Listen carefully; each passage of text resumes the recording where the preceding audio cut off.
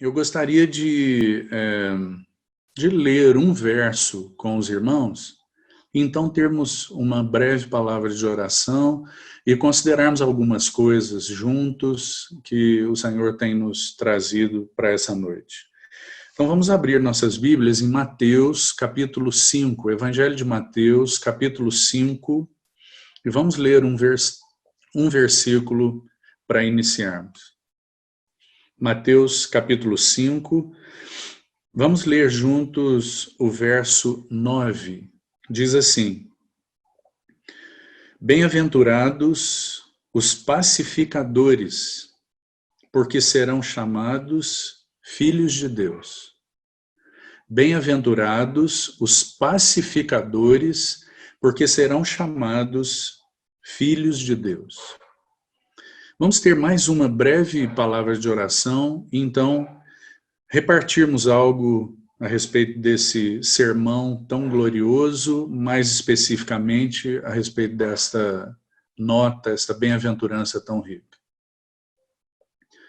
Senhor, te louvamos com gratidão nos nossos corações. Tu és para nós, os que cremos, tu és a preciosidade. Nós te amamos, Senhor, e nos apresentamos a ti juntos nessa noite, como povo teu, aqueles a quem o Senhor se dá, aqueles a quem o Senhor fala. Muito obrigado, porque nossos olhos foram abertos e nossos ouvidos foram abertos, e nós podemos ouvir tua voz. Então, nesta noite, nós nos apresentamos ao Senhor, desejosos de ouvir a tua voz. Nos ajuda, Senhor, por conta dessa maneira que temos ouvido a palavra e repartido tua palavra. Nos ajuda em toda e qualquer distração, para que nada perturbe o mover do teu Espírito e o falar do teu Espírito aos nossos corações. Assim oramos com confiança e expectativa, Senhor, no doce nome de Jesus. Amém. Irmãos, nós temos tido dias realmente desafiadores. Nós temos tido dias em que nosso Senhor graciosamente passar por eles. E nós sabemos que a igreja tem respondido ou sido desafiada a responder de uma maneira consistente ao Senhor nesse momento que temos vivido. Nós temos aí diante de nós um verso muito significativo de um sermão precioso do nosso Senhor, registrado integralmente e conjuntamente por Mateus. Nós sabemos que o Evangelho de Mateus vai fazer um registro desse sermão, então conhecido como Sermão do Monte, de uma maneira muito completa. Mateus vai trazer para nós esse sermão de forma completa. Nós sabemos que Lucas, por exemplo, ele vai repartir conosco algumas notas desse sermão, mas não como Mateus o faz, dessa maneira tão abrangente, tão profunda, tão sublime. E nós precisamos, creio eu, meus irmãos, olharmos de uma maneira renovada nesses dias para esse sermão do nosso Senhor. Nós vemos dias desafiadores, como já disse, e nós temos diante de nós, talvez, irmão, o mais sublime ensino do nosso Senhor registrado para nós aí nos capítulos 5, 6 e 7 de Mateus. O Sermão do Monte. Ele traz para nós muitas coisas preciosas, muitas. Nós precisaríamos de muito tempo e tenho certeza que os irmãos talvez já tenham feito isso em Goiânia. precisaríamos de muito tempo para falar sobre esse sermão e não é nosso encargo fazer isso nessa noite. Mas apenas algumas considerações que eu creio serem muito importantes. A igreja tem sido profundamente desafiada e nós temos diante de nós aí o que nós podemos chamar de a realidade do reino de Deus. O Sermão do Monte vai apresentar para nós a realidade do reino de Deus. Nós sabemos que Jesus, ele abre o seu coração no Sermão do Monte de uma maneira tão especial. É como se o Senhor abrisse para os seus discípulos o que estava no profundo do seu em relação ao seu reino e, consequentemente, o caráter do nosso glorioso rei vai ser manifesto aí para nós. E mais, aquilo que o Senhor espera encontrar na sua igreja também é manifesto para nós nesse. Então, nesses dias tão desafiadores, a igreja é convidada a ser aquela referência para Deus do seu reino, da realidade espiritual do seu reino. Então nós podemos dizer, irmãos, que se nós queremos saber onde está o reino de Deus, nós podemos buscar essas características mencionadas nesse sermão. Esse sermão nos ajuda a termos um parâmetro. Então, quem são aqueles que compõem o reino de Deus? São aqueles, segundo a descrição do Sermão do Monte no seu início, são aqueles humildes de espírito, são aqueles que choram, são aqueles mansos, são aqueles que têm fome e sede de justiça.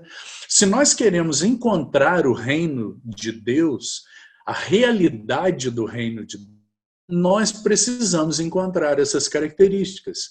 E isso, irmão, definitivamente é o contrário do que nós vemos nesse mundo e do que nós vemos até mesmo no chamado cristianismo professo. Nós sabemos que Mateus vai fazer um confronto para nós entre a realidade do reino de Deus e entre a aparência do reino de Deus. Em Mateus capítulo 13, Mateus vai nos apresentar aquilo que, através das parábolas, o Senhor ensina a semelhança do reino dos céus. Então nós temos lá muitas parábolas para nos ensinar o que não é o reino, o que é semelhante, mas não tem realidade. Agora, Mateus capítulo 5, 6 e 7, nós vemos a realidade do reino dos céus. Então, o desafio grande que nós temos é sermos para Deus esse povo que nada contra a maré. É sermos para Deus esse povo que não se conforma, mas que manifesta a realidade do reino de Deus. Você se lembra que o apóstolo Paulo aos Efésios, no capítulo 2, ele vai falar um pouco a respeito disso. Então ele diz assim, que nós somos aqueles que receberam vida da parte do Senhor. Ele começa o capítulo 2 dizendo isso. Nós estávamos mortos em delitos e pecados, mas recebemos vida. Então ele continua e diz assim, que nós somos o povo desafiado a não vivermos segundo o curso deste mundo. Lembra dessa expressão, irmão? Ela é uma expressão muito forte e que muito nos ajuda no que concerne aos dias que nós estamos vivendo. Porque, em realidade, o povo de Deus tem sido desafiado a dar contra a maré. Agora, isso não tem acontecido apenas agora que nós estamos vivendo essa situação. Nós temos sido desafiados e convocados pelo Senhor para isso há 2000 anos, irmão. Desde que o Espírito Santo desceu sobre aqueles irmãos no Pentecostes, sobre a igreja, nós temos sido desafiados a sermos esses que não vivem, que não se comportam, que não respondem segundo o curso deste mundo. E mas pelo contrário, nós somos aqueles que vivem para Deus. Nós somos aqueles que manifestam as características de caráter do nosso Deus. Então, o Senhor nos ajude para nós não sermos aqueles que tentam conciliar as nossas vidas, as nossas famílias e até mesmo as assembleias onde temos reunido, tentamos conciliar essas assembleias como se nós não seguíssemos contra o curso deste mundo, mas nós estivéssemos num barquinho e nós não seguimos na velocidade do mundo, mas nós não nadamos contrário a este mundo, nós não remamos rio acima. Nós tentamos numa velocidade como se nós estivéssemos num barco e nós apenas resistíssemos à velocidade desse mundo, mas não nadamos contra a maré. Então, que desafio para nós. E eu me arrisco a dizer para você, irmão, que o Sermão do Monte nos apresenta características daqueles que nadam contra a maré. Características que não são apreciadas por esse mundo. Características que não são valorizadas por esse mundo, mas que são as características que nós encontramos no nosso glorioso Rei e que necessitam de ser encontradas no povo de Deus, para que então haja sim uma distinção entre nós e nós sejamos aqueles que têm luz nas suas vidas. Então, o Sermão do Monte vai fazer isso para nós de uma maneira notável. Nós temos aí, talvez, o que nós podemos chamar a sabedoria com S maiúsculo, ensinando os seus discípulos. O sermão vai começar assim. Se você observar aí o verso 1 do capítulo 5, vai dizer que Jesus estava com multidões. Jesus, vendo as multidões, subiu ao monte, se assentou e se aproximaram seus discípulos. Então nós podemos dizer que as multidões, de alguma maneira, ouviram esse sermão. Mas ele foi direcionado mais especificamente aos seus discípulos. E abrindo seu coração para manifestar essas marcas do seu povo. E o que nosso encargo não é compartilhar o sermão, mas, irmão, há uma nota que tem ocupado meu coração nesses dias. Então, essa bem-aventurança aí descrita no versículo 9, bem-aventurados os pacificadores, porque serão chamados filhos de Deus, assim como todas as outras, são características que não são apreciadas por esse mundo. São características que são celestiais, elas são forjadas em nós pelo Espírito. Elas não são encontradas naturalmente em nós. Elas não são coisas circunstanciais. Então, o assunto dessa bem-aventurança é paz. Os pacificadores. A questão aqui é a questão da paz. E talvez seja uma questão muito significativa para esses dias, não é, meu irmão?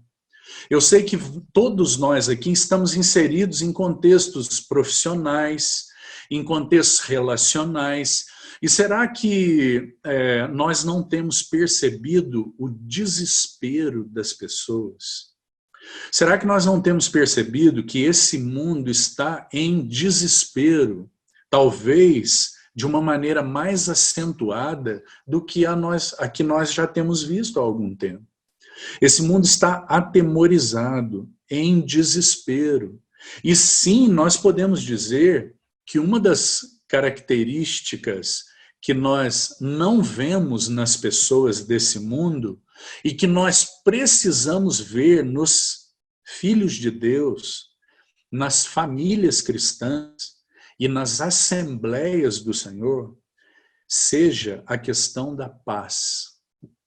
O nosso Senhor é a nossa paz. E na medida em que isso é verdadeiro, real, experimentado em um relacionamento com Ele, essa marca distintiva dos cristãos, ela será um luzeiro nas nossas famílias, nas nossas assembleias e no nosso testemunho, sem dúvida nenhuma. Então, o Senhor, apenas ainda algumas notas iniciais que eu gostaria de destacar para você, é que o Senhor Jesus, ele vai, nesse sermão, abordar muitas coisas importantes. Mas talvez seja importante destacar algo que é muito forte no Sermão do Monte e que vai nos ajudar ainda nessa introdução. Nós sabemos que nesse sermão, nós temos uma expressão que vai aparecer muitas vezes e que ela talvez vá ser um assunto dos mais importantes do Sermão do Monte. E o Senhor, ele imprime, como que imprime esse conceito no coração dos seus discípulos. O Senhor queria que isso ficasse muito claro para os seus discípulos. E essa realidade é a realidade da paternidade de Deus. Se você conhece bem esse sermão, você sabe que a palavrinha pai vai aparecer aí muitas vezes, meu irmão. Mais de 15 vezes, talvez 17 vezes, você vai encontrar a expressão pai nesse sermão. Ela vai aparecer mais concentrada no capítulo 6, no meio do sermão. Nós teremos apenas no capítulo 6, 12 vezes vai aparecer a palavrinha pai. Então, o Senhor, ele desejava nesse sermão imprimir um conceito muito significativo no coração dos seus discípulos, o que para ele era uma realidade pulsante, a realidade do filho e do seu pai. E o Senhor desejava imprimir isso no coração dos seus discípulos para que eles compreendessem que essa seria uma distinção daqueles que são os seus. Esse mundo, irmão, está como está, porque essa realidade que o Senhor está apresentando aqui, ela é uma realidade ausente. Nós vemos uma sociedade sem paz. Nós vemos uma sociedade clamando por segurança, paz, identidade, coisas que somente no Pai podem ser encontradas, e nós sabemos. Então, o Senhor, essa é uma nota pulsante do Sermão do Monte que precisa ser lembrada por nós. O nosso maravilhoso Pai. É por causa dessa relação que temos com Ele que nós somos desafiados a viver como povo do Senhor que vai contra a maré deste mundo. É porque nós somos aqueles que não são contados entre as nações. É porque nós somos aqueles que são o povo, propriedade exclusiva de Deus. É porque nós somos aqueles que conhecem o grande amor com que tem nos falado e revelado o Senhor. Vede que grande amor nos tem dedicado o Pai, ao ponto de sermos chamados filhos de Deus. E de fato é isso que nós somos. É o que João vai dizer na sua primeira epístola, capítulo 3. Então, que esta marca distintiva também fique notada para nós nesse sermão. Mas não apenas isso, eu gostaria de destacar para você também que, além disso, irmão, nós temos nesse sermão revelada a autoridade do Senhor Jesus. Se você observar o último versículo, o versículo 29 aí do capítulo 7, vai dizer assim, 28 e 29. Quando Jesus acabou de proferir essas palavras, as multidões estavam maravilhadas da sua doutrina, porque ele as ensinava como quem tem autoridade e não como os escribas. Aquelas palavras do Senhor, elas foram proferidas de uma maneira tão diferente da que os escribas faziam, que isso foi um grande choque, um grande impacto para aquelas pessoas que estavam ouvindo. E nós sabemos que esse é o sentido da palavra maravilhadas aí, né? Seria talvez melhor traduzida por chocadas. Aquelas pessoas ficaram chocadas com aquele ensino do Senhor. Aquilo foi como uma bofetada naqueles que estavam ouvindo. Eles se maravilharam com a sua doutrina porque ele ensinava como quem tem autoridade. Irmão, essa palavra é tão especial com relação a Jesus que ele não tinha apenas autoridade delegada de Deus. Ele não tinha apenas autoridade de Deus para falar. Ele manifestava a presença de Deus no que falava. Ele falava com tal realidade que o impacto era tão grande que as pessoas estavam chocadas. A diferença do falar de Jesus foi tão absurdamente grande porque ele falava com realidade. Nada que o Senhor falava era por força de expressão. O Senhor não usava de força de expressão, ele falava com realidade absoluta. Ele manifestava a realidade da autoridade presente de Deus de tal maneira que as pessoas foram profundamente impactadas. Irmão, graças ao Senhor, porque nós temos tido na vida da igreja homens que têm falado com autoridade. Homens que têm, pela graça do Senhor, manifestado a realidade espiritual daquilo que Deus tem na mente e no coração. E isso tem atingido o povo de Deus. Quanto mais realidade, mais impacto naquilo que nós falamos. Quanto mais a presença de Deus é algo real para nós, mais impacto de testemunho haverá nas nossas vidas. Então, graças ao Senhor, porque nós estamos vendo aí um sermão cheio da mais absoluta e sublime realidade, proferidas pelo Senhor da glória. Então, a autoridade do Senhor é expressa. Mas agora, eu gostaria de, então, considerar algo com você sobre essa questão da paz. O verso 9 aí do capítulo 5 do sermão. Bem-aventurados os pacificadores. Irmão, eu gostaria de chamar a sua atenção para essa expressão bem-aventurados. Porque o Senhor começa o sermão usando essa expressão e ela é uma expressão muito especial.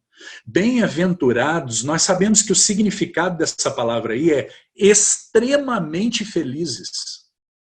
Extremamente felizes. São aqueles que estão recebendo da parte do Senhor esses. São aqueles que têm tido nas suas vidas trabalhadas pelo Espírito Santo essas marcas. Agora, irmão, nós precisamos responder uma pergunta aqui já de início. Será que essa alegria, grande alegria, é a marca da nossa relação com o nosso Senhor? Será que nós somos aqueles que têm no Evangelho, ou na pessoa de Jesus, uma grande e extrema alegria? Irmão, que nós possamos responder isso ao Senhor e ao Espírito do Senhor. Será que essa é a marca distintiva da nossa vida?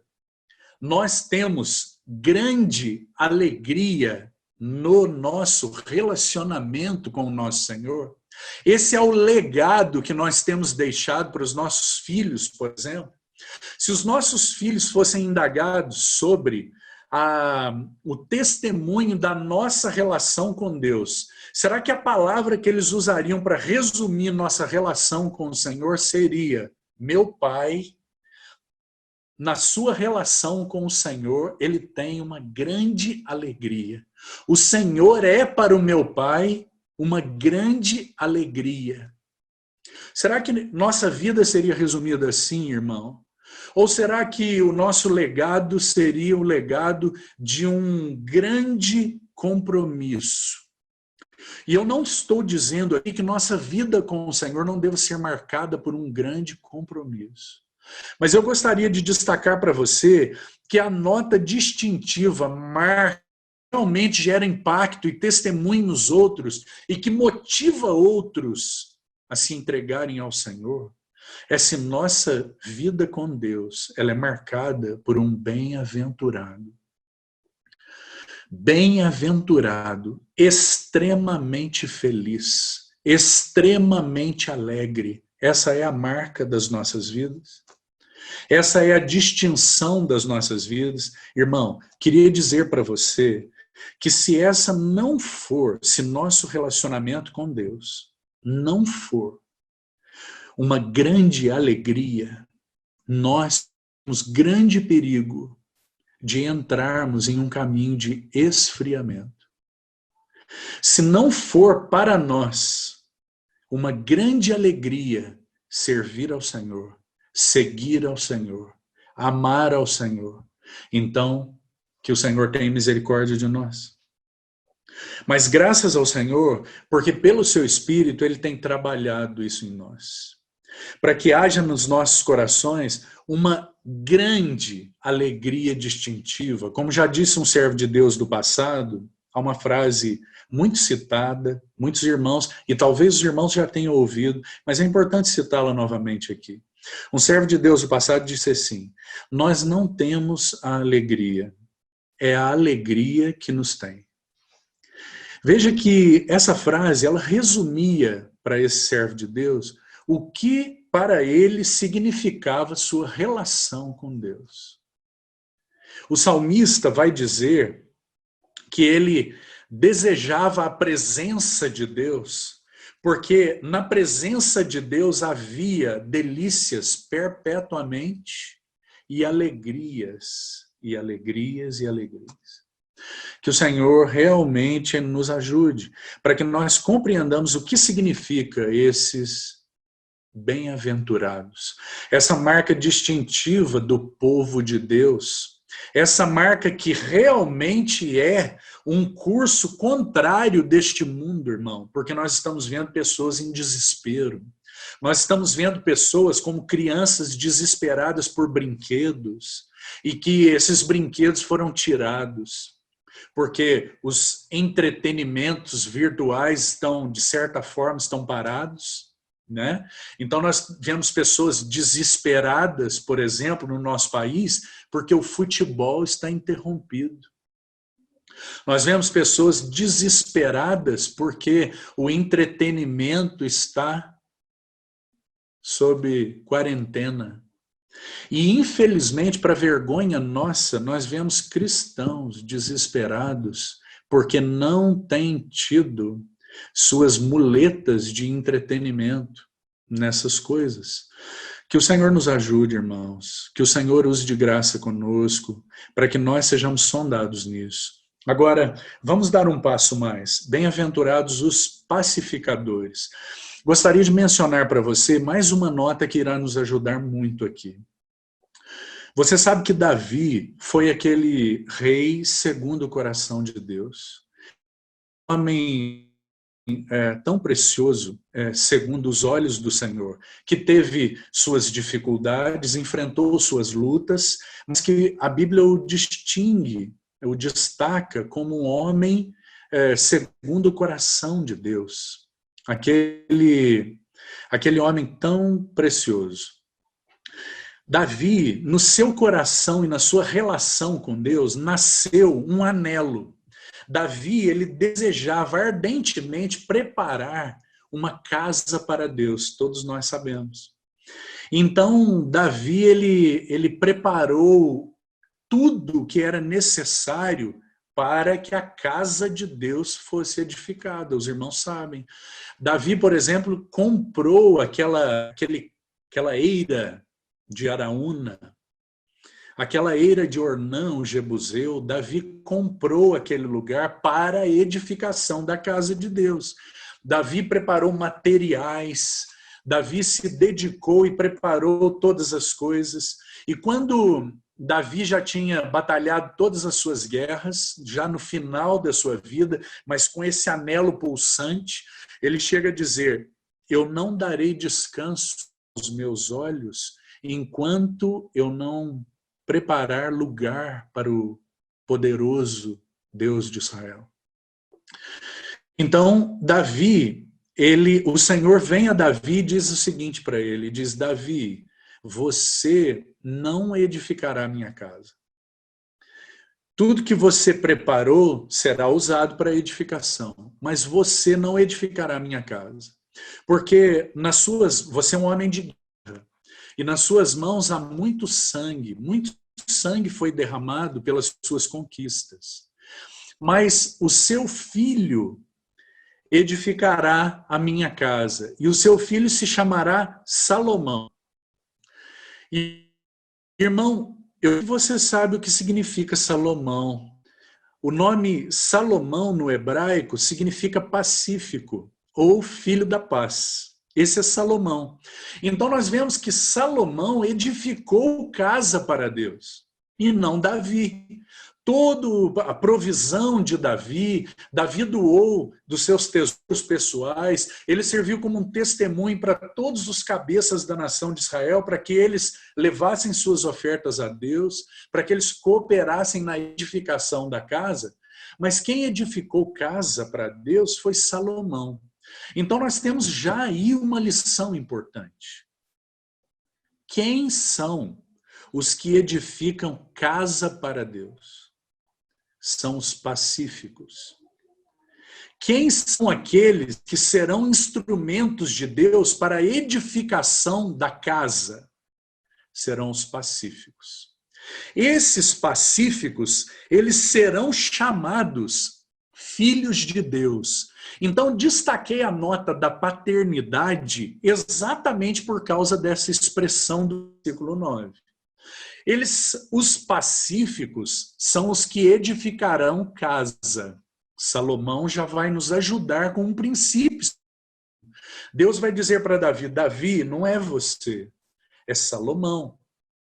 Salomão, o filho da paz, o pacífico, edificará casa. Os pacificadores são chamados para edificação. Por quê? Porque eles são os que, guarde isso, irmão, quem são os pacíficos? São os que têm paz e são os que semeiam a paz. Esses são os pacíficos. Os pacíficos são aqueles que têm paz e são os que semeiam a paz. Que maravilhoso, irmão. Paz é algo que identifica os filhos de Deus. Paz é algo que identifica o ambiente do reino de Deus. É impossível nós termos um ambiente que nós reconhecemos como céu na terra, sem que esse ambiente seja marcado por paz. Paz é uma característica relacionada ao reino de Deus. E quem são aqueles que cooperam com Deus? São os pacificadores, ou os pacíficos. São aqueles que edificam casa. Agora, para nós seguirmos, eu queria destacar alguma coisa para você. O Senhor Jesus, ele disse algo muito significativo sobre isso em João capítulo 14. Veja aí, vou ler um versículo em João. João capítulo 14. Veja o que o Senhor Jesus diz. João 14, verso 27. Nós sabemos que João, nesses capítulos 14, 15 e 16, nós temos os discursos do Senhor, aqueles discursos do cenáculo. Esses discursos da intimidade, o Senhor vai falar a respeito do Consolador, o Senhor vai falar a respeito dessa relação de permanência nele, daqueles que são seus. E então, no verso 27, ele diz assim: deixo-vos a paz. A minha paz vos dou, não vou-la dou como o mundo a dá. não se turbe o vosso coração, nem se atemorize. Que frase, não é, irmão? Que frase, não se turbe o vosso coração e nem se atemorize. A palavra turbe aí um dos sentidos é atormente. Não se perturbe, não se atormente o seu coração, nem se atemorize. Por quê? Porque eu dou a minha paz, eu deixo a minha paz, não a dar. Não é circunstancial. Por quê? Porque aqueles que têm paz com Deus, nós precisamos unir algumas expressões que a Bíblia une e que podem nos ajudar. E que são notas fundamentais para o nosso entendimento. Então vamos destacar primeiro os que têm paz. Quem são os que têm paz? A Bíblia, ela une duas realidades, vamos chamar assim, duas palavras importantes para nós entendermos aqui. A Bíblia vai unir justiça e paz. Então, aqui nós precisamos de Romanos capítulo 5, verso 1. O apóstolo Paulo diz assim: justificados, pois, mediante a fé, temos paz com Deus. Paz com Deus. Porque paz com Deus, irmão, é uma questão de justiça. Nós só teremos paz se no nosso coração está assentado seguramente o fato de que Deus em Cristo nos justificou. Isso é tão importante porque é muito prático. A justiça de Deus semeou, plantou paz nos nossos corações. Agora, que coisa maravilhosa, irmão, porque justiça e paz são duas coisas que a Bíblia une e que são unidas apenas em uma pessoa. O Salmo 85 tem um versículo muito precioso e talvez muito conhecido dos irmãos. O Salmo 85, versículo 10, vai dizer assim: encontraram-se a justiça e a paz. Ou se beijaram a justiça e a paz. Preciso te dizer que isso só é possível em uma pessoa. Na pessoa bendita do nosso Senhor Jesus. Quem são os pacificadores? São aqueles que sabem que paz não é uma questão de posses, irmão. Que paz não é uma questão de saúde emocional ou mental.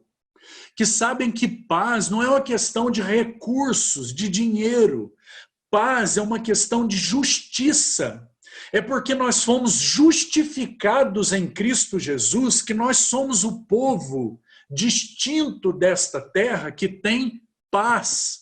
Porque paz é algo que Jesus é em si mesmo. O apóstolo Paulo vai dizer assim, ele, aos Efésios, vai dizer, ele é a nossa paz. Ele não apenas dá a paz, ele é a paz, porque a paz está nele e na justiça que ele lançou na sua conta e na minha conta, graças ao Senhor. Porque isso traz para nós, para o povo do Senhor, a segurança de que nós estamos nele em paz. Que maravilhoso, irmão. Não é de se admirar que o Senhor Jesus use a expressão bem-aventurados. Extremamente felizes. Você vê como que, porque um ímpio não pode ter paz verdadeira. Você vê porque o ímpio procura alucinadamente em coisas, pessoas, circunstâncias a paz. E ele nunca encontrará, porque paz é questão de justiça. Justificados, pois, mediante a fé, temos paz com Deus. Então, primeiro, os pacificadores são os que têm paz, porque Jesus é a nossa paz. Porque a justiça de Deus foi satisfeita. Por isso, paz é uma questão de justiça, irmão. E nós, a igreja, está sendo desafiada agora. As convicções verdadeiras que existem nos nossos corações ou não existem. Porque se existem, nós seremos aqueles que têm paz e que semeiam a paz. Será que nossos familiares têm sido casas que estão sendo edificadas para Deus porque nós temos paz? Será que nós estamos em paz nesse momento, irmão? Será que nós temos sido assembleias que estão em paz? Ou será que nós estamos preocupados? Se não estamos preocupados com a doença, estamos preocupados com as consequências. Estamos atribulados, irmão. Saibamos nós que essa situações como essa, nós passaremos ainda por muitas, até que nosso Senhor mostre seu rosto a esse universo. Que o Senhor nos ajude para que nos nossos corações se assentem verdades gloriosas que estão para nós dispostas aí nesse sermão. Que desafio, irmão. Como será que tem sido nossas conversas? Como será que tem sido a realidade dos nossos corações nesse assunto da paz? Será que nós vemos uma notícia, morreram não sei quantos? Nosso coração se perturba, se turba e se atemoriza. Ou será que nós, assentada nos nossos corações, está de fato que nós somos aqueles que são extremamente felizes por serem pacificadores? Nós temos sido instrumentos de Deus para edificar sua casa nessa hora, porque somos pacificadores. Seguindo um pouco mais, paz, então, é fruto da justiça.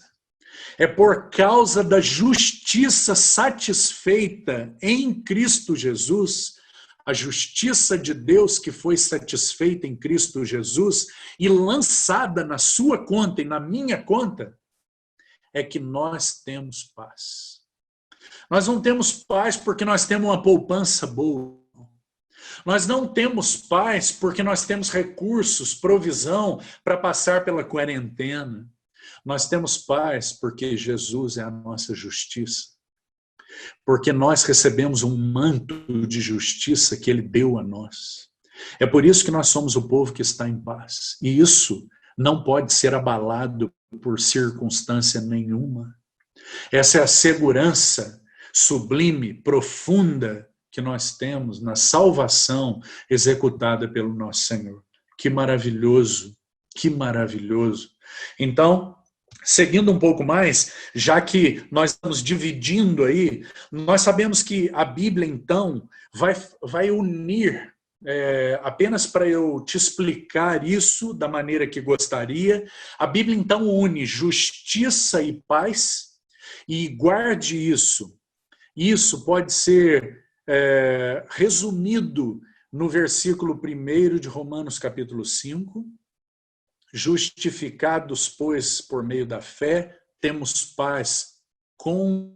Esta é a paz na nossa relação com Deus. Não havia paz. Irmão, queria te dizer que se não houvesse paz entre nós e Deus, não haveria paz nenhuma. É porque nós temos paz com Deus por causa da justiça de Cristo, é que nós podemos estar em absoluta e alegre paz agora. Graças ao Senhor. Graças ao Senhor, porque nós somos livrados dos temores de uma relação de dívida com Deus. E agora nós podemos olhar Deus nos olhos em paz, porque a sua justiça foi satisfeita e nós fomos justificados, graças ao Senhor. Mas a Bíblia vai unir outra palavra com paz que nos ajuda muito aqui. E é a palavra governo. A Bíblia une justiça e paz. Romanos capítulo 5, verso 1. Mas a Bíblia também vai unir governo e paz. Então aqui eu gostaria de ler um versículo, mas também citar para você um versículo de referência. Então vamos ler um verso em Isaías, já que no que concerne a justiça, citei para você o Salmo 85:10. A justiça e a paz se beijaram. Onde isso aconteceu? Na cruz do Calvário, na pessoa bendita do Senhor Jesus. A justiça e a paz só puderam se beijar porque o Senhor Jesus entregou sua vida. Porque houve satisfação da justiça de Deus na pessoa bendita do Senhor Jesus. Então, sim, o salmista pode dizer: a justiça e a paz se beijaram. Onde? Na pessoa bendita de Jesus. Salmo 85:10. Justiça e paz. Agora, vamos a Isaías, capítulo 9, porque agora eu gostaria de destacar para você governo e paz. Vamos a Isaías, capítulo 9. E veja que maravilhosa a narrativa de Isaías. Isaías, capítulo 9, então, é aquela profecia gloriosa de Isaías a respeito do Senhor Jesus. Isaías capítulo 9, então, ele vai descrever o Senhor Jesus. O verso 6, ele vai dizer, por exemplo, que este menino que nasceu, este filho que nos foi dado, o seu nome será Maravilhoso Conselheiro, Deus Forte, Pai da Eternidade, Príncipe da Paz. Agora, o verso 7 diz assim: esse príncipe da paz, para que se aumente o seu governo e venha paz sem fim. Para que o governo seja aumentado e venha paz sem fim, então sobre os ombros desse maravilhoso Deus homem está o governo de Deus. Sobre os seus ombros está o governo. E ele é o príncipe da paz. E para que se aumente o seu governo e venha paz sem fim. Agora, irmão, veja que frase maravilhosa. E o que a Bíblia está fazendo? Unindo para nós paz e governo.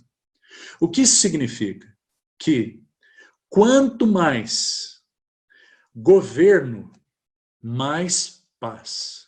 Quanto mais se aumenta o governo do Senhor sobre nossas vidas, sobre nossos corações, quanto mais, segundo a linguagem de Pedro, capítulo 5, quanto mais nós aprendemos a santificar a Cristo como Senhor nos nossos corações, mais paz nós experimentaremos. Porque essas duas coisas estão unidas na palavra de Deus. O governo de Deus traz paz aos nossos corações. Quanto mais governo, mais paz. E agora aqui, a Bíblia também vai dizer no Novo Testamento que não somente nós temos paz com Deus, e essa é uma questão de justiça, mas que nós temos paz de Deus, e essa é uma questão de governo. Paz com Deus, Romanos 5:1. Paz de Deus, Filipenses 4:7. Abra sua Bíblia aí. Filipenses 4:7 vai dizer assim, e a expressão aqui é diferente, para a mesma paz. Filipenses 4:7 diz assim: e a paz de Deus, não a paz com Deus, a paz de Deus que excede todo entendimento. Ela não pode ser compreendida porque ela não é circunstancial. Ela é uma realidade espiritual. Ela é dada numa pessoa que vai sendo formada em nós. Só é possível de ser real para nós pessoa nos justificou. Agora, esse verso 7 de Filipenses está falando da paz trazida pelo governo de Deus sobre os nossos corações. Essa paz é uma questão de governo, a paz de Deus, que excede todo entendimento, é uma questão de Deus ter o governo de nossas vidas, governo de nossas mentes, irmão. Governo do que nós temos pensado, governo do que nós temos sentido, governo do que nós temos feito da nossa vontade. O governo de Deus sobre as nossas vidas. Se Deus tem tido e tem assentado como esse monarca nos nossos corações, se Deus tem se assentado como esse rei no trono dos nossos corações, qual é a consequência disso? Quando aumenta o governo, aumenta a paz. Então, e a paz de Deus que excede todo entendimento, veja a continuação do versículo, irmão. Guardará os vossos corações e as vossas mentes em Cristo Jesus. Que maravilhoso, irmão. A paz de Deus, que é uma questão de governo, guardará as nossas mentes e os nossos corações. Que maravilhoso, irmão. Que desafiador para nós sermos aqueles que experimentam paz. Mais do que isso, porque a questão de experimentar a paz está ligada à justiça e ao governo. A justiça, vamos lembrar, Romanos 5:1, Salmo 85:10. A justiça e a paz se beijaram na pessoa do bendito Senhor Jesus. A justiça foi dada a nós, fomos justificados. Qual é a consequência? Temos paz com Deus. Porque temos paz com Deus, e essa é a realidade daqueles que são dele, então nós não somente somos aqueles que têm a paz, mas qual é a consequência e o desafio, irmão? Qual é a responsabilidade? Nós podemos dizer que o fato de que Deus nos deu paz em Cristo e na justiça de Cristo é graça dada a nós. Mas agora, qual é a nossa responsabilidade? Nós somos aqueles que receberam paz. Nossa relação com Deus foi pacificada. Mas qual é a nossa responsabilidade? Nossa responsabilidade agora é semear a paz. Porque os pacificadores, eles são não somente os que têm paz. Paz com Deus e paz de Deus. Paz que é fruto de justiça e paz que é fruto de governo. Que maravilhoso agora. Mas o desafio para nós é sermos aqueles que semeiam a paz. Ah, irmão, então esses que semeiam a paz são esses que eles têm um viver em um ambiente em que a paz floresce e ela pode ser semeada. Eles têm uma realidade de paz com Deus tão profunda por causa da justiça e do governo que eles podem semear a paz. E então, eles têm características muito significativas. E aqui eu gostaria de ler alguns versículos com você em Provérbios que vão nos ajudar no que se refere a esses que são capazes de semear a paz. Em outras palavras, são aqueles que edificam casa. Eles semeiam paz. Eles são edificadores da casa de Deus, como Salomão foi. Então, em Provérbios, nós temos algumas características daqueles que semeiam a paz. Então, vamos a Provérbios, ler 3 versículos que vão nos ajudar aqui. Vamos primeiro em Provérbios capítulo 15, e veja que versículo maravilhoso, irmão, sobre os pacificadores, ou os que semeiam a paz. Provérbios capítulo 15, vamos ler o verso 1. Diz assim: A resposta branda desvia o furor, mas a palavra dura suscita a ira. Então, primeira marca daqueles que semeiam a paz. Eu queria sugerir para você que eles não são irritadiços. Os que semeiam a paz, eles não são irritados, porque eles têm paz. Irmão, isso é tão prático, porque isso aponta para o ambiente dos nossos corações, para o ambiente das nossas casas. Será que nós temos aprendido a semear paz dando resposta branda, irmão? Porque os que semeiam a paz são os que dão resposta branda. Porque a resposta branda desvia a ira. A resposta branda semeia um ambiente propício para a edificação. Então, que o Senhor nos ajude, porque os pacificadores são aqueles que não são irritadiços. Provérbios 15, 1. Vamos mais um versículo agora, em Provérbios 26. Abra comigo, Provérbios 26, versículo 21. Veja que interessante, irmão.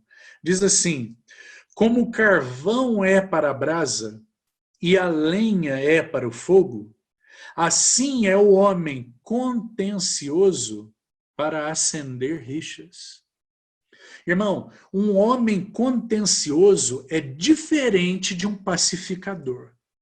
Um homem irritadiço é diferente de um pacificador. O pacificador é o que tem paz, nós já falamos os motivos dessa paz, mas o pacificador é o que semeia a paz. Então, será que nós temos aprendido a semear a paz? Será que nesses dias que estamos vivendo, dias tão perturbadores para muitos, nós temos sido, no interior das nossas casas, aqueles que semeiam a paz? Primeiro, que não são irritadiços. Irmão, nós estamos dentro das nossas casas, com nossas esposas e filhos, que conhecem a realidade de quem nós somos. Porque muitas vezes, infelizmente, nós, para os irmãos, somos diferentes daquilo que nós somos para os nossos mais chegados. Então, eu acredito que aqueles de nós que estão, de certa forma, mais isolados, têm sido tão desafiados nessa questão. Será que nós temos semeado a paz nas nossas casas? Primeiro, sem irritação, com respostas brandas, sem contendas, porque o homem contencioso acende rixas. Esse não é o pacificador. O pacificador é aquele que ele tem palavras brandas. Ele não tem contendas. Mais um aspecto. Eles não são provocadores. Os pacificadores não são provocadores.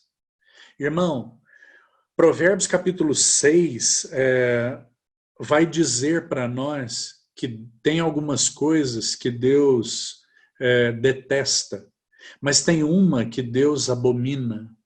Aqueles que semeiam contenda entre os irmãos conhecem o texto. Os pacificadores são aqueles que semeiam unidade.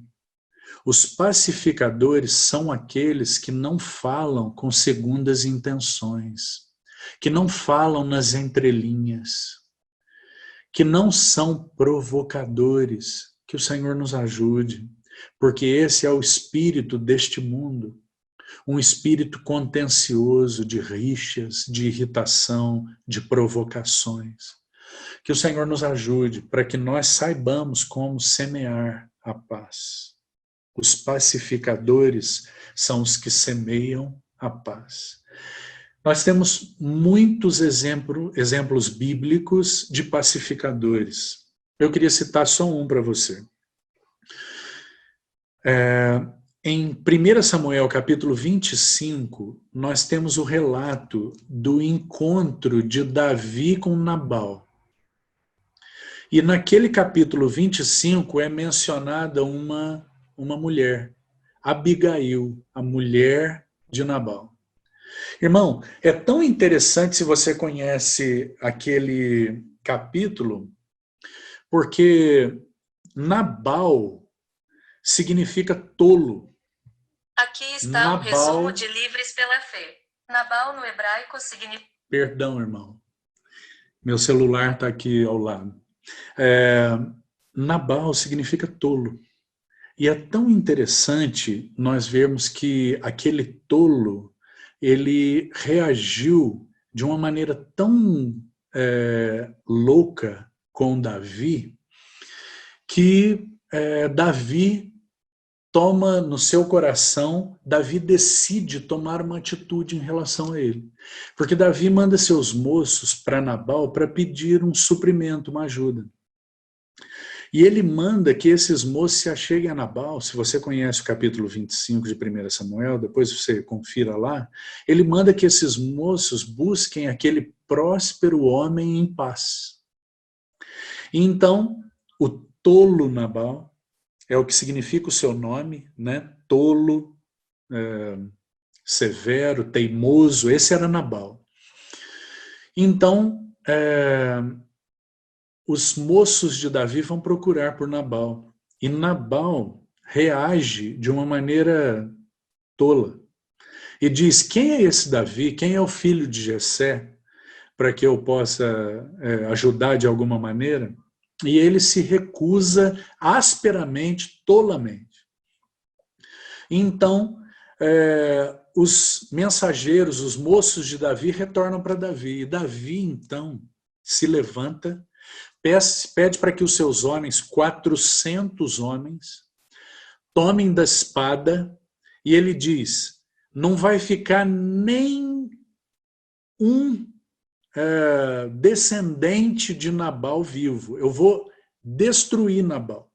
Eu vou exterminar Nabal. E Davi, como nós sabemos, era um guerreiro, com seus 400 homens. O texto vai dizer, 200 homens ficaram vigiando bagagens e 400 homens puxaram da espada para ir em direção a Nabal e seguiram para destruir Nabal. E o que acontece? Um dos servos de Nabal vê a tolice dele e vai e conta para Abigail. Então Abigail prepara uma provisão e vem ao encontro de Davi. Então aquela mulher se encontra com Davi, se dobra diante de Davi, com seu rosto em terra, e pacifica o coração de Davi. A tal ponto de que Davi muda de ideia e ele decide não fazer nada com Nabal. Ele recebe a provisão de Abigail e ele decide não fazer nada com Nabal. E essa mulher, então, ela remove do coração de Davi aquela ira contra Nabal. E Davi é pacificado. Que lindo exemplo para nós dos pacificadores. Os que são capazes de edificar, de semear a paz. Agora, para nós já irmos encerrando, então, eu queria sugerir para você ainda no Sermão do Monte, aí em Mateus capítulo 5, que há uma abordagem do Senhor na sequência das bem-aventuranças, para nós encerrarmos, que irá nos ajudar muito aqui. O Senhor vai fazer uma abordagem a partir do verso 13 até o verso 16, dos conhecidos versos que vão dizer para nós que nós, o povo de Deus, somos duas coisas nessa terra. Esses que têm paz e que a semeiam, esses que são extremamente felizes, esses que são aqueles que nadam contra a maré, esses que são desafiados a manifestar a realidade do reino de Deus dessa maneira, eles são, pelo Senhor, comparados a duas coisas que apontam para o testemunho desse povo. E essas coisas são o sal e a luz. O sal no verso 13 e a luz no verso 16, aí de Mateus, capítulo 5. Sal e luz. Eles vão nos ajudar com nessa relação de testemunho daqueles que têm tido formado em si mesmos esse caráter do grande rei. Esses que nós só destacamos nessa noite uma marca, a paz. Esses que têm tido essas marcas forjadas nos seus corações, eles são capazes de testemunhar. E de segundo os versos 13 e 16, eles viverem de uma maneira em que sejam capazes de exercer a influência do sal e da luz. Então, para nós encerrarmos, eu gostaria só de fazer algumas breves considerações sobre esses dois elementos que vão nos ajudar nesses dias que nós estamos vivendo.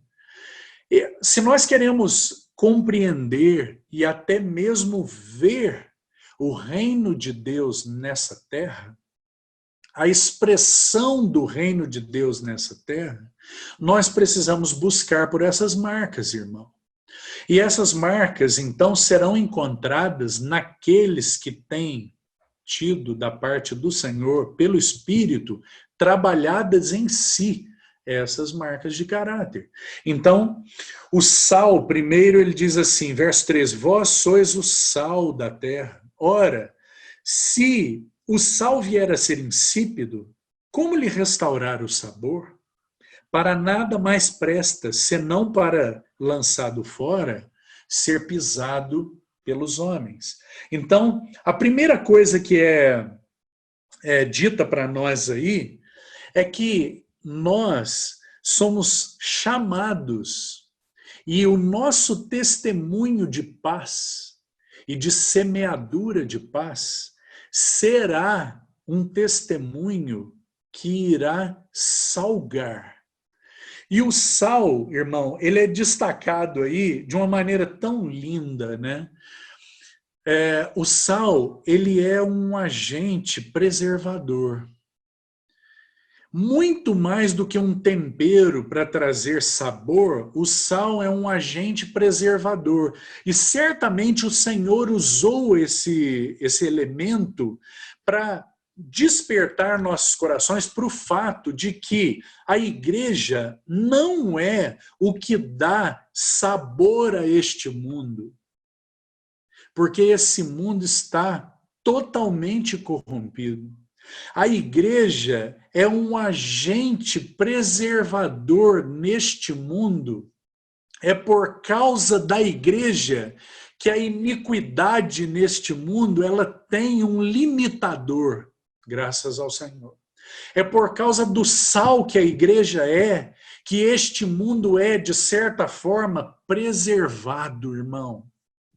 É por causa do sal que nas nossas vidas é capaz de exercer esse grande testemunho preservador, é que este mundo ainda não foi totalmente destruído. Graças ao Senhor, pela oportunidade que nós temos de ser um agente preservador. Agora, queria dizer algo para você guardar no seu coração. Irmão, só tem uma maneira do sal se tornar insípido. Sabe qual é? Se ele for contaminado. O sal só se torna insípido se ele for contaminado, irmão. Essa é a maneira do sal se tornar insípido. O que isso significa? Que nós temos sido desafiados a vivermos vidas puras para Deus. Nós temos sido desafiados a termos nossos corações limpos para Deus, nossas mentes limpas para Deus, nossas vontades limpas para Deus, termos nossas famílias purificadas para Deus. Porque nós só seremos um agente preservador dessa maneira.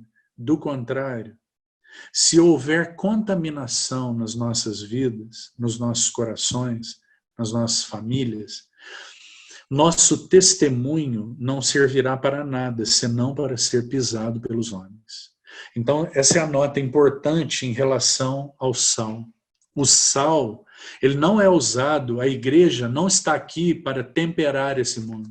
A igreja está aqui para deter o apodrecimento desse mundo. A igreja é um agente preservador do apodrecimento desse mundo, graças ao Senhor.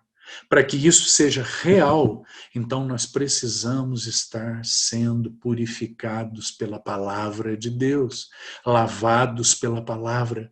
Nós precisamos dizer um sim ao Senhor nas questões que o Senhor tem nos mostrado nesses dias, para que nossos corações sejam limpos. Segundo aspecto aí é a luz. Então, para nós terminarmos, a luz, irmão, enquanto o sal é esse agente preservador, a luz é o que expõe e o que se opõe às trevas. A luz não somente expõe as trevas, mas a luz se opõe às trevas. Então, que desafio para nós. Primeiro, esse grande e maravilhoso luzeiro é o nosso Senhor. O nosso Senhor é esse grande luzeiro. Você se lembra que João, no capítulo 3, ele vai dizer assim, que a luz veio ao mundo, mas os homens amaram mais as trevas do que a luz. Em primeiro lugar, o Senhor Jesus é esse grande luzeiro, João capítulo 3. Se nós avançarmos em João capítulo 5, vai ser falado algo a respeito de João Batista, daquela testemunha maravilhosa. João Batista, no capítulo 5, João 5,35, vai ser dito assim, que João Batista era como aquele luzeiro que ardia e alumiava. Veja que lindo, irmão. Primeiro o Senhor Jesus, mas depois João Batista. E então nós somos desafiados, chamados para sermos esses que são como luzeiros, que expõem as trevas, mas que não só isso, também se opõem às trevas. Então aqui gostaria de dizer para você, já encerrando, esconder-se em uma vida invisível, em um testemunho no anonimato, não existe, irmão. Nós fomos chamados para ser uma candeia que é colocada no velador, e não uma candeia que é colocada embaixo da mesa. Então que o Senhor possa encontrar nas nossas vidas um testemunho que arde e alumia, e que não se esconde no anonimato, mas que sim expõe e se opõe às trevas. Nosso chamamento não é para nós nos escondermos embaixo da mesa, mas para sermos uma candeia que alumia em lugar tenebroso, para sermos uma candeia que é colocada sobre o velador. Que o Senhor nos conceda graça e nos fale muito mais ao coração a respeito desse sermão. São muitas coisas preciosas, muitas notas preciosas a respeito desses dias em que nós temos vivido e do que o Senhor busca encontrar no seu povo. Quais são as marcas distintivas da realidade do reino dos céus? São essas que nós temos visto no Sermão do Monte. Que o Senhor possa encontrar isso nas nossas vidas, nas nossas famílias e nas nossas assembleias. Que o Senhor tenha caminho nos nossos corações para nos levar, irmão, a orar sobre aquilo que ele nos tem falado. E gostaria também de destacar para você uma última coisa, irmão, que o Senhor nos leve a termos nos nossos corações um anelo crescente e um clamor diante do nosso Deus por estarmos juntos, reunidos novamente. Agora, me entenda bem por que estou dizendo isso para você. Porque nós, infelizmente, temos uma, não sei se posso chamar isso de uma capacidade, mas nós temos, infelizmente, uma capacidade grande de nos acomodarmos. E de acomodarmos nossas vidas. E de nos acomodarmos às situações. E que o nosso coração não se acomode, mas que nosso coração arda pela expressão de amor, pela expressão de glória, pela expressão da manifestação do testemunho de Deus, no fato de estarmos reunidos. É óbvio que nós aguardamos as autorizações para isso, mas que o Senhor mantenha o nosso coração aquecido nesse sentido, irmão, e que Ele afaste o seu povo, nós, de um esfriamento, de um afastamento dos nossos corações, uns dos outros e do testemunho do Senhor. Que o Senhor nos mantenha aquecidos e anelantes pelo momento que Ele, o Senhor, estiver preparando para que nós, novamente, tenhamos a oportunidade de nos reunir. Que a expressão do testemunho do Senhor no reunir dos santos esteja pulsante nos nossos corações. Que não haja uma acomodação nos nossos corações pelo fato de estarmos impedidos assim de nos reunirmos. Graças ao Senhor por essa noite. Vamos orar. Senhor, bendizemos o Teu nome por Tua preciosa palavra. Pedimos que o Senhor, na Tua bondade, aplique Tua palavra aos nossos corações. Nos ajuda, Senhor, a meditarmos naquilo que o Senhor nos tem falado. Nos ajuda a nos ocuparmos com a Tua palavra. Nos ajuda para que, ao desligarmos esse instrumento de reunião, a Tua palavra não seja roubada dos nossos corações. Tem misericórdia de nós, Senhor. Nos ajuda a estarmos sendo trabalhados profundamente nessa hora, nesses dias finais, para que a realidade do reino dos céus seja encontrada, vívida, pulsante, nas vidas, famílias e assembleias Tuas. Assim nós oramos, no nome precioso do nosso Senhor Jesus. Amém.